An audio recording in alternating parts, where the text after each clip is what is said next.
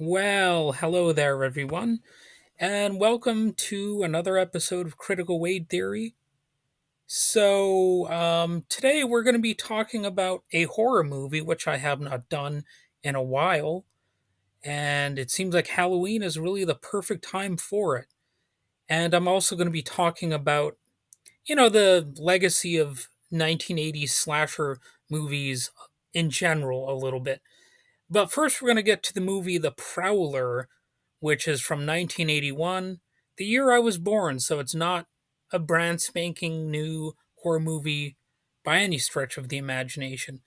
It's also known as Rosemary's Killer. It's, of course, a slasher film directed by Joseph Zito, who also directed Friday the 13th Part 4, which was supposed to be the movie that killed off Jason, but of course, Jason Voorhees just doesn't want to die.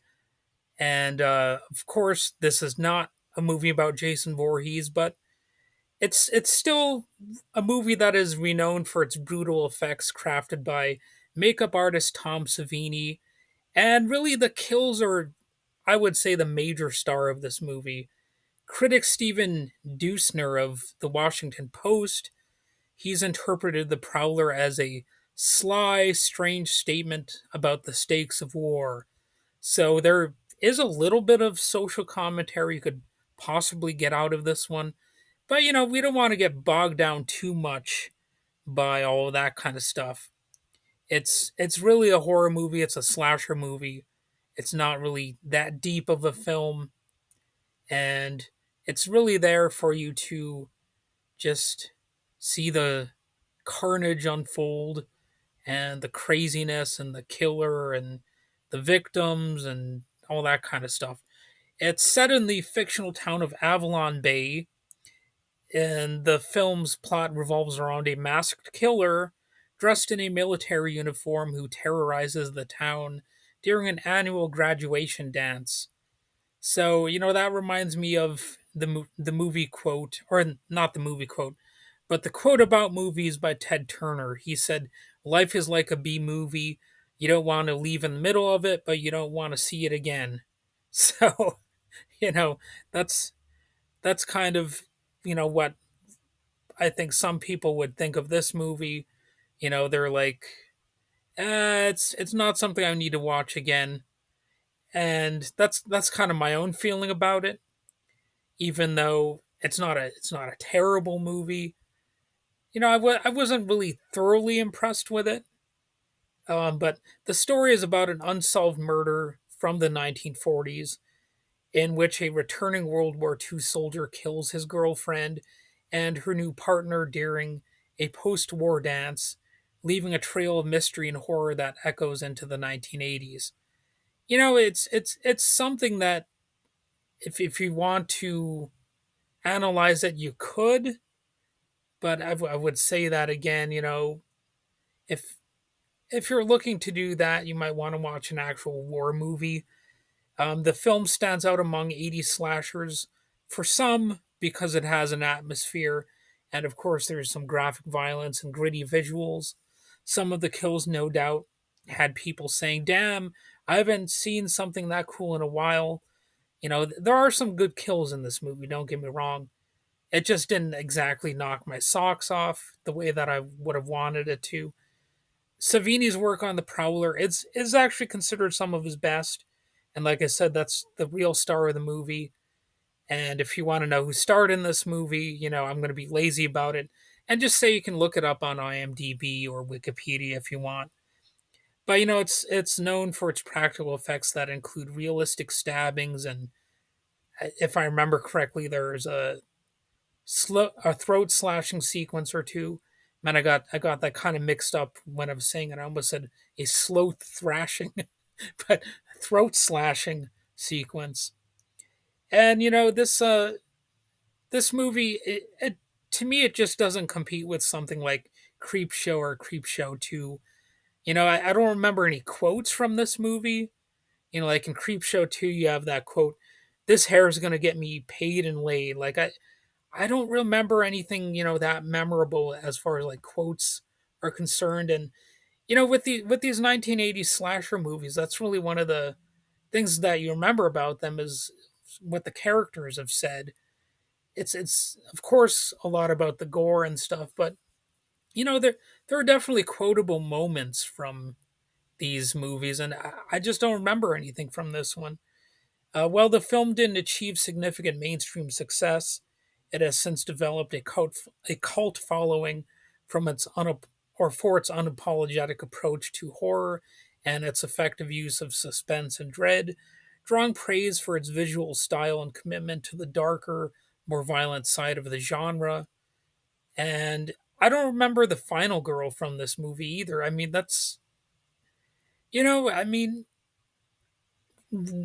that's something you also expect from a 1980s movie, that you remember the final girl. I Was there even a final girl to this one? I mean, thinking about it now, I barely remember the movie, and that sure doesn't happen with every slasher movie that I watch.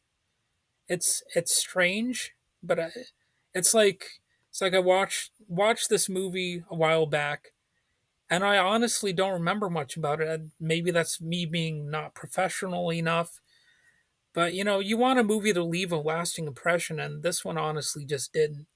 So critically, the Prowler was not well received upon release. Some critics found it, too brutal and lacking in story depth. That wasn't really my problem with the Prowler. It's just I didn't find it memorable enough. I mean, I hate to say it because again, it makes me feel like I'm unprofessional and all that kind of stuff. But I just I'll have to watch it again someday and maybe see if I like it better the second time and remember more about it. Maybe I was like tired or something when I watched it. I don't know exactly. But it gained appreciation among horror fans over the years for its contributions to the genre's aesthetic, and it's said to be an example of 80s slasher traditions. It does have sort of a Halloween style vibe with a masked killer and everything. And, I'm sure it's got its share of tropes. And, for many people, they think it has an effective, even a formulaic suspense element. And, you may very well be one of those types who's like, I don't need your opinion. I love this movie. How dare you trash it or whatever. And if that's how I feel, then what can I say about it? You know. Um, but I would recommend this movie if you're a fan of slashers. But I really don't have much more to say about it, to be honest. Like I don't remember much about it, even though I swear I did watch it. It's just not something that really left a huge impression on me. So now I'm going to get into the other part of the episode where maybe I'll redeem myself a little bit. I'm going to be talking about the slasher genre explosion in the 1980s, which this movie was an obvious part of. So the Prowler was part of the 1980s slasher trend, of course, and that became popular despite the genre's 70s roots that really took off in the 1980s.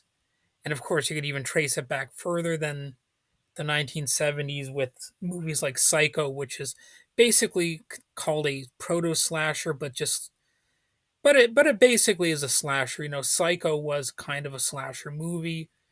It's sort of like people who say that Iggy Pop was a proto punk. Well, I'd be fine with just calling Iggy Pop, a punk rock musician, and I feel the same way about Psycho. You can call it proto, but I'm fine with taking that off and just calling it a slasher flick.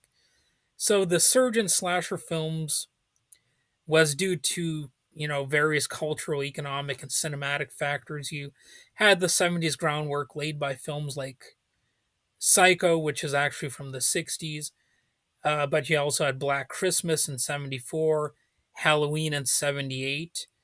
And that movie introduced the masked killer and the final girl tropes. Although, in a way, you could say that the Texas Chainsaw Massacre also had a final girl, which it did. But really, I think the original Halloween, really established it as sort of a more obvious way to go, a more obvious direction to take. So, the a question emerges: why the 1980s? Why did slasher movies boom in the early 1980s? Well, in addition to Halloween and Friday the 13th, you had some other movies that saw that it was profitable. You could make these movies with low budgets and get high returns. There was also a youth appeal, a sort of thrill element that, a lot of kids wanted to see these movies because, well, they were told that they're bad movies. And what's a way to get teenagers and even younger than teenagers to get interested in something? Tell them that it's bad for them. They're like, well, I want to be an adult. I want to see something that's bad for me. And it's like the dirty magazine that's hiding in the sock drawer or whatever. Um, Kids are going to look for those things. You might be mad about it. You might be offended, but it's just true. So slasher films, they offered intense thrills, relatable settings like, a suburb environment, sometimes in the country, and or like a rural environment, which, let's face it, some people relate to more than they can with cities, because even if you are a city dweller, well, you kind of understand the appeal of living in the country. And of course, we always hear that cities are dangerous, but a lot of people, they want to also think of, the forest as dangerous, living out in the woods. You're not exactly in a prime environment for crime, and there's less of a police presence that could ostensibly protect you in a small town or something like that. So it's almost like an ideal setting for slashers.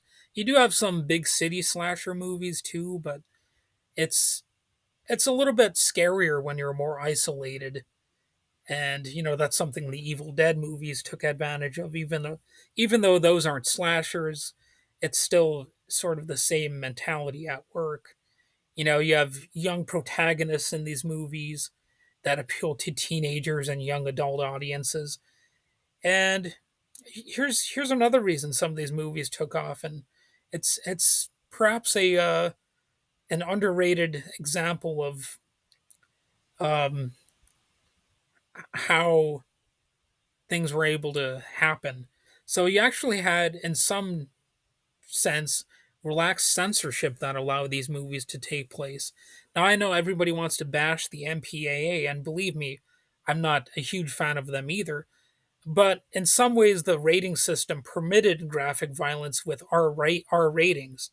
So if a movie could get an R rating, it allowed slashers to fully exploit horror elements, so long as they could sort of dodge the bullet of an NC-17 or well, they didn't have NC-17 back then. I think they just had X ratings. But that was a way to signal to parents that these movies are probably safe enough for their younguns to go out and see them. For the more liberal parents who weren't afraid of having their kids see horror movies. So in a way, that contributed to the mainstream success. You know, um, Again, we want to bash the MPAA. That's like a natural instinct if you're a horror fan to say, "How dare you try to censor these movies?" But at the same time, if parents got the idea that these movies were safe, then their children were a little bit more likely to be able to see them. And then of course you had the home video boom.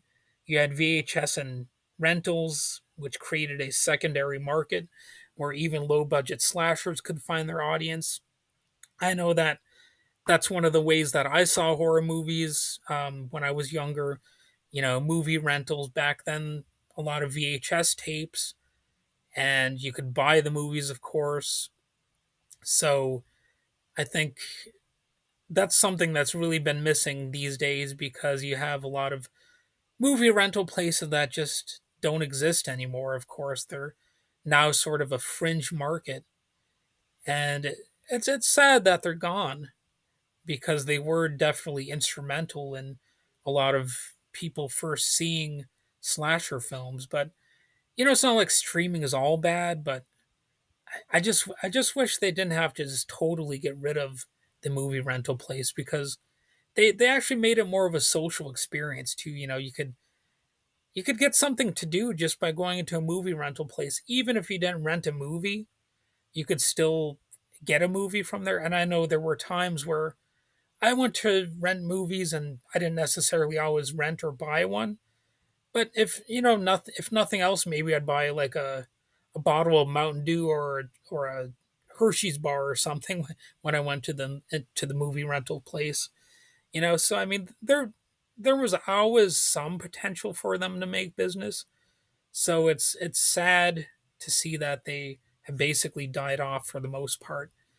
And then of course, slasher themes and 1980s social reflection was another important part of how these movies came to grow in the 1980s.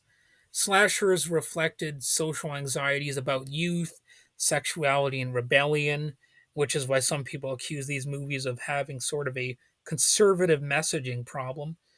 But in the conservative era of the 1980s, these films often punished rebellious characters, echoing societal tensions around changing social norms. But, you know, that might be an exaggerated aspect of them. And I think in some ways, many of these movies actually parodied that. That I don't think they were necessarily about punishing rebellious teenagers or whatever. In fact, in the original Friday the 13th movie, the survival girl, she's not actually quite as virginal as some people might think. I think she even smokes a joint at one point, and it's implied that she had a relationship with the head counselor in that movie, and it was probably a sexual relationship. So I don't necessarily think she's virginal. In the original Halloween, Laurie Strode is a shy high schooler, but I don't think there's any, real indication that she's being spared just because she's a prude or anything like that. Like, in fact, it's kind of implied that Michael Myers was stalking her anyway, and that it's almost just dumb luck that she survived. I mean, you could read a lot into the messaging of that, but I think at the end of the day, I think Laurie Strode was just a relatable character for people out there who wanted somebody who wasn't, you know, high or an alcoholic or a party animal or whatever. She was sort of a pure at heart kind of character. And you could say that it was a sort of dig at, drug culture or wild rebellious youth, that a lot of those characters get killed off. But I'm not sure that the messaging is really as clear cut, because in like a movie like Friday the 13th, the adults are, the few scenes with adults, they're kind of depicted as being sort of loony or whatever, or out of touch. It's and I guess with the Halloween franchise too, it's not like the adult characters are totally with it, and obviously they play a role in creating the evils of the world too.